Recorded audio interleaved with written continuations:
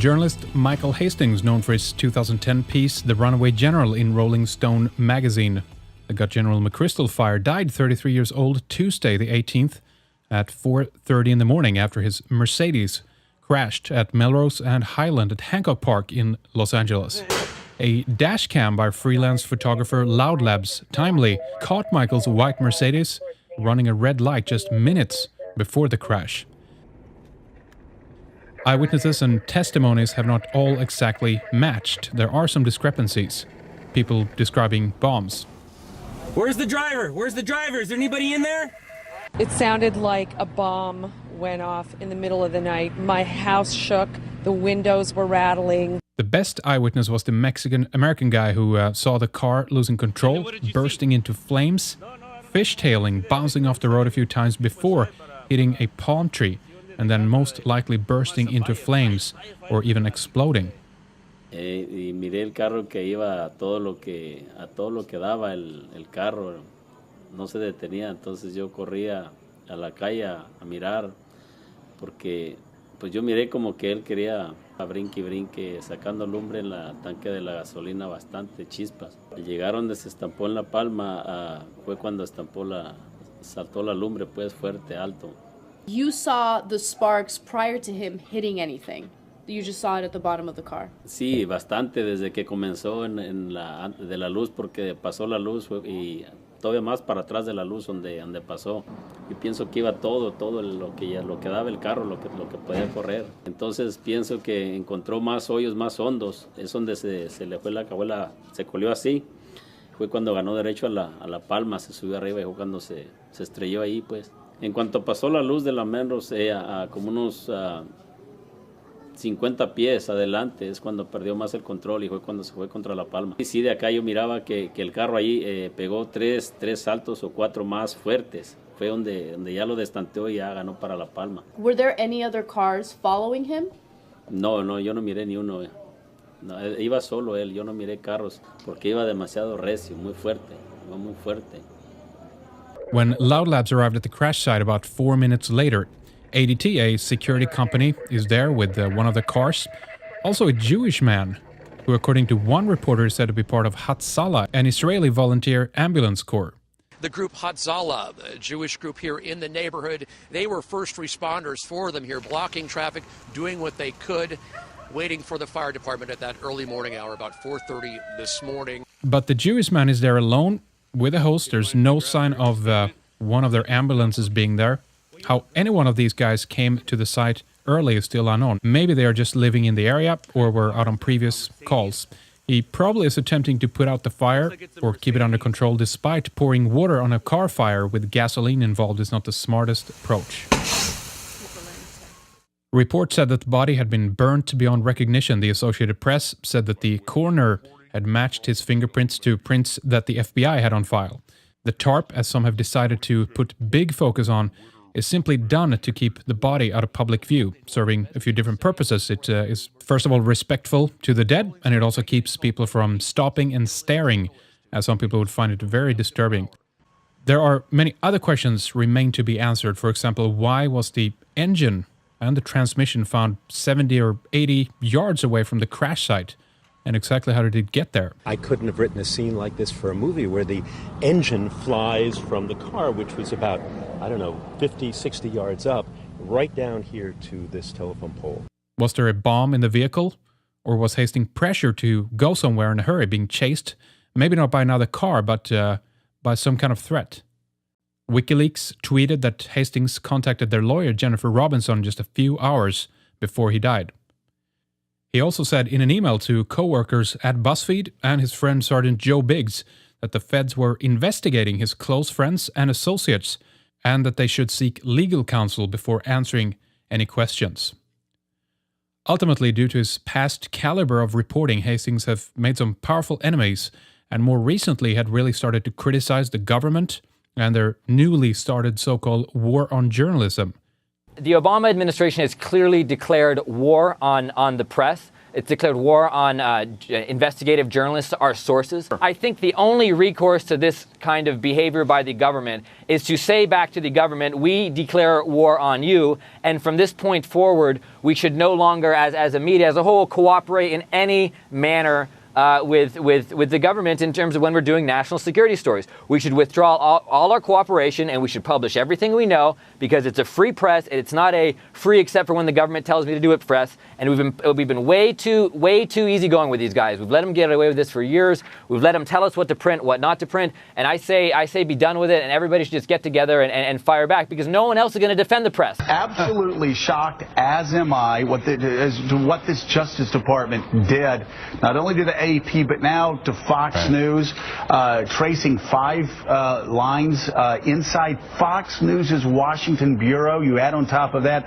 also people inside the White House talking about the Espionage Act against a reporter who did exactly what reporters have been doing for 200 years. Right. It's almost as if Eric Holder and Barack Obama never read the Pentagon's papers case. We've been having this fight for 200 years, and they're talking about espionage? No, and this seems to be, you know, what's funny is I think candidate Obama, if George Bush and Dick Cheney were doing this, imagine what candidate Obama would have said. Candidate Obama would be unloading. There'd be a lot of Democrats that would be unloading on the administration if they were trying to do this, and they were trying to crack down on leaks. You can't look at this and see it as anything other than an attempt to basically scare anybody from ever leaking anything ever again. So they want to criminalize journalism. And that's what it's coming down. I mean, if you end up essentially criminalizing journalism when it comes to reporting on the federal government, particularly on national security, and the only place they think they technically can do that is on the issues of national security. What it's going to do is the impact that we heard the AP counsel say this over the weekend. It is going to make whistleblowers and people that might leak regular sources. You know, I've had different conversations with people over the last week who are sitting there not quite comfortable having certain conversations on the phone. I mean, it just completely, and maybe that's the intent. I can't think of any other intent of why they're going about this in such a broad, harassing sort of way. Michael has also been very outspoken about the NSA debacle and their surveillance of the American people. When I'm trying to comprehend the fact that there's this massive surveillance state, besides the fact that it makes me uneasy, as a journalist, it shuts down investigative journalism. You know, any conversations, I mean, friends of ours, Barrett Brown, you know, I would talk to him on the phone, and my number is in his phone, which has been seized by the government, and I assumed when any communications I always had with him that they were being, so I was very careful what I said, always in contact with him, because I knew that, you know, they could be recorded. So that's the sort of principle I'm kind of operating on. When I dealt with Julian Assange, it was all through the Tor browser.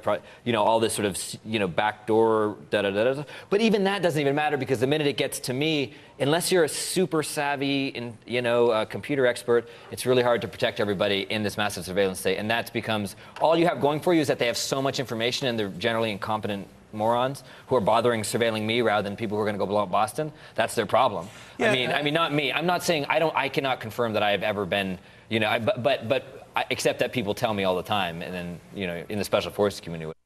There is no doubt this is such a massive chilling effect on anyone who's doing serious investigative work, even from a reporting perspective. Now, every time I make a phone call, or colleagues like myself make these phone calls, we have to realize we're putting someone's career at jeopardy, even if they don't even tell us anything, because their name can show up. We had a conversation because what happens is, if your name comes up on one of these lists in these investigations, your phone number, if you're from the White House or wherever, I mean, even if you weren't the leaker, you get a reputation as someone who speaks to the press. Said Eric Holder was a busy man. I think he needs a vacation, and I think that vacation should last at least 3 more years and however many days left in this administration. I am so out. Like, we haven't got to the AP scandal yet, but in terms of the IRS, again, let's talk about the administration's damage control here. It's classic Obama in the sense that, yes, he's firing people, but the people you're firing are going to be, you know, low-level guys, people he doesn't have a personal relationship with. Where Eric Holder himself,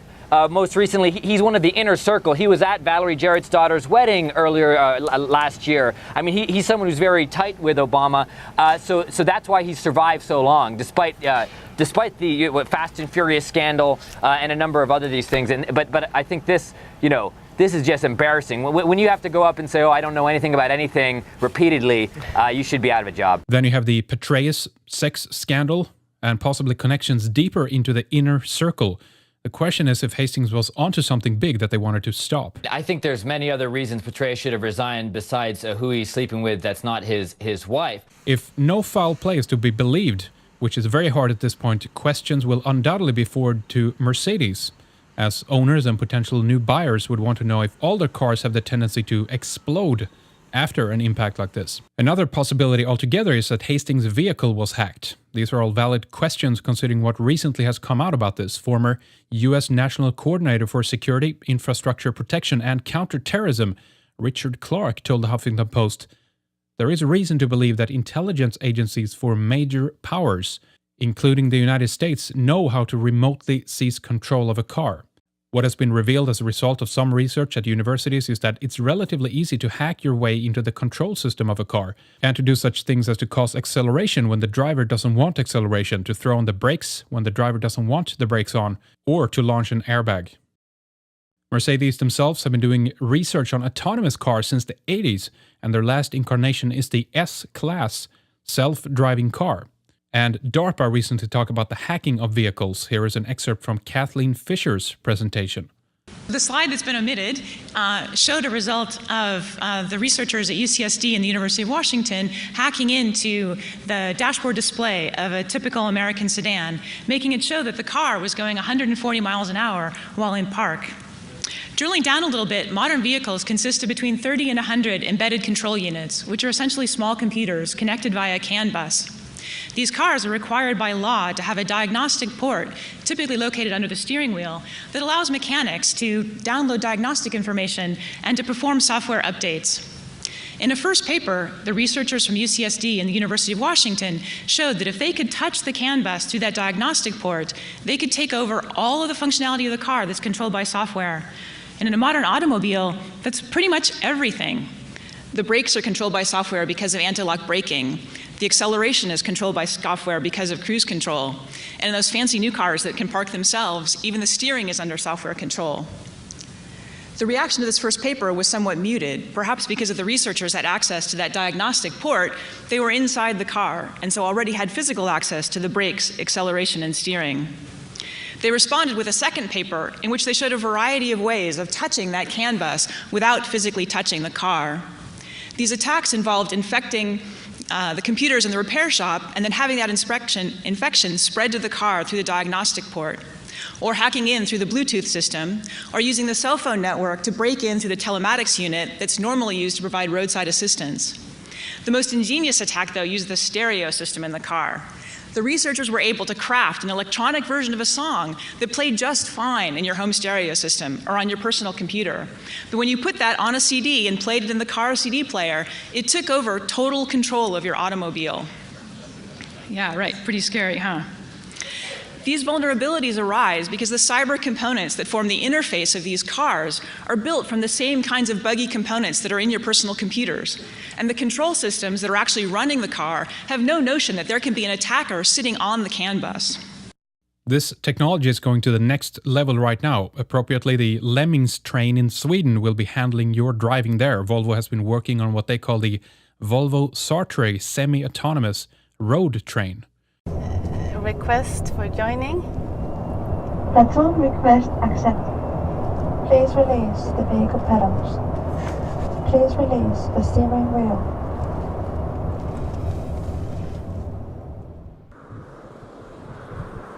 Convenient, since I can do something else than the actual driving. Safe, since the system will take care of the driving, it will eliminate the human errors. And then fuel efficient, since we use a minor gap size between the vehicles, we will reduce air drag and thereby fuel consumption. Hello, I'm Johnny Cat. Where can I take you tonight? It's called platooning, and they say that not driving your own car is more freedom. This is not the technology that Michael Hastings had in his car, but it shows both what is possible and what they are working on. Speculations have been that the OnStar system can take control over your car. The major safety issue is the devastation that can occur when someone hacks this train of vehicles or the system simply fails. You'll now have a pileup with 10, 20, maybe even more vehicles.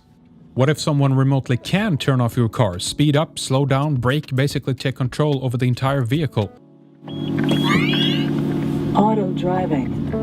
And the question is if this is what happened to Hastings' car. Look, Mom, no hands. No hands anywhere. No hands, no feet, no nothing. Hey, anybody up for a taco? I'm all for Taco Bell myself. His friend, Sergeant Joe Biggs, asked the really important questions in this following interview. Hastings sent a cryptic email to his friends and associates saying that the feds were investigating him and that he was on to a big story. Sergeant Joe Biggs is one of the friends who received that chilling email, and he joins us live. Why do you question whether this was truly an accident?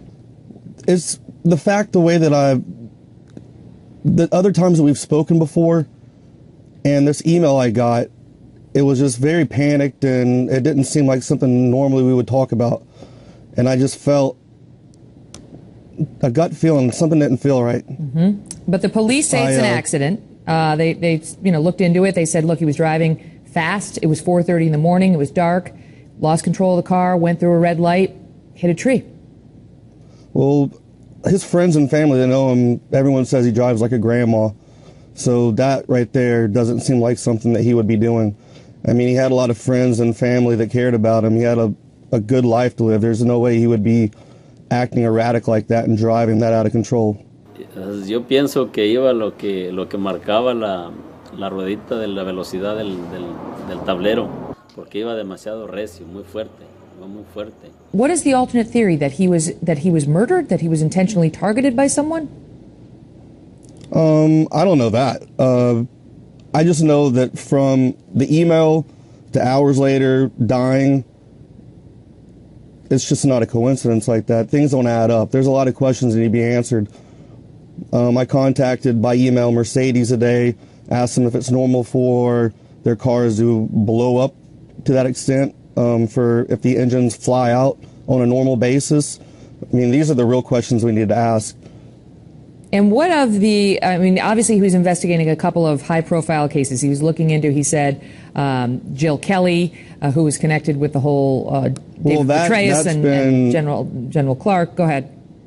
His wife today said that that's definitely not true, that he was investigating into Jill Kelly. Michael Hastings' wife says he was not investigating that. Yes.